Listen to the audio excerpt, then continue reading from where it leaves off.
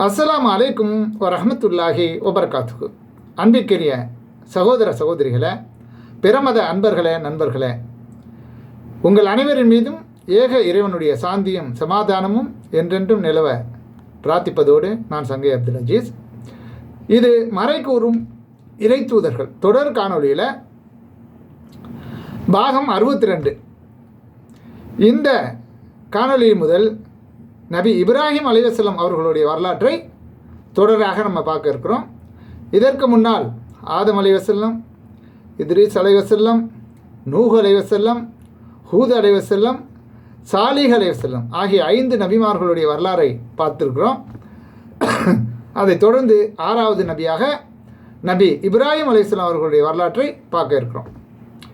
இதில் இறைவன் எத்தகைய சோதனைகளை வைத்த போதிலும் நபி இப்ராஹிம் அலைஹிஸ்ஸலாம் அவர்கள் அத்தனை சோதனைகளிலும் வென்றிருக்கிறார்கள் என்பதை பற்றி அல்லாஹ் ரப்பல் ஆலமீன் 2வது அத்தியாயம் 124, 2வது அத்தியாயம் 131 ஆகிய வசனங்களில் சொல்லி காட்டுகிறான். இப்ராஹீமை அவரது இறைவன் பல கட்டளைகள் மூலமாக சோதித்த போது அவற்றை அவர் முழுமையாக நிறைவேற்றினார். உம்மை மனிதர்களுக்கு தலைவராகப் போகிறேன் என்று அவன் கூறினான். எனது வழித்தோன்றல்களிலும் தலைவர்களை ஆக்குவாயாக என்று அவர் இப்ராஹிம் அலைஹிஸ்ஸலாம் கேட்டார். என் வாக்குறுதி உமது வழித்தோன்றல்களில் அநீதி இழைத்தோரை சேராது என்று அவன் அல்லாஹ் கூறினான் என்று 2வது அத்தியாயம் 124வது வசனத்தில் அல்லாஹ் சொல்லி காட்டுகிறான்.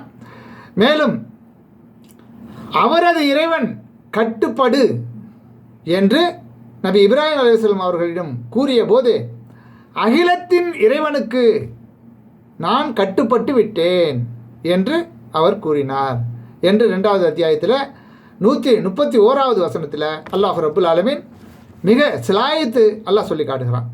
எனவே இப்ராஹிம் அலைஹிஸ்ஸலாம் அவர்கள் ஒருவர் மட்டும்தான். அல்லாஹ் ரப்புல் ஆலமீன் திருமறை குர்ஆனில் இந்த உலகத்தில் ஒரே ஒரு மனிதரை மட்டும்தான் அல்லாஹ்வுக்கு முழுமையாக கட்டுப்பட்ட மாமனிதர் என்று அல்லாஹ் சொல்லி காட்டுகிறான். அது இப்ராஹிம் அலைஹிஸ்ஸலாம் அவர்கள் தான். அதனால்தான் மிக உயர்ந்த இடத்தில் அவர்களை அல்லாஹ் பொருந்தி கொண்டான். அல்லாஹ்வுடைய உற்ற தோழர் என்று சொல்லக்கூடிய அளவுக்கு, அதாவது கலீல், உற்ற தோழர், உற்ற நண்பர் என்று சொல்லக்கூடிய அளவுக்கு மிக உயர்ந்த அந்தஸ்தை அல்லாஹ் அவர்களுக்கு வழங்கினான். அவர்களுடைய குடும்பத்தார்களுக்கும் வழங்கினான்.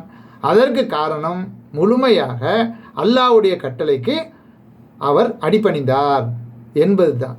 எனவே இதிலையும் நமக்கு பாடம் இருக்குது, படிப்பினை இருக்குது.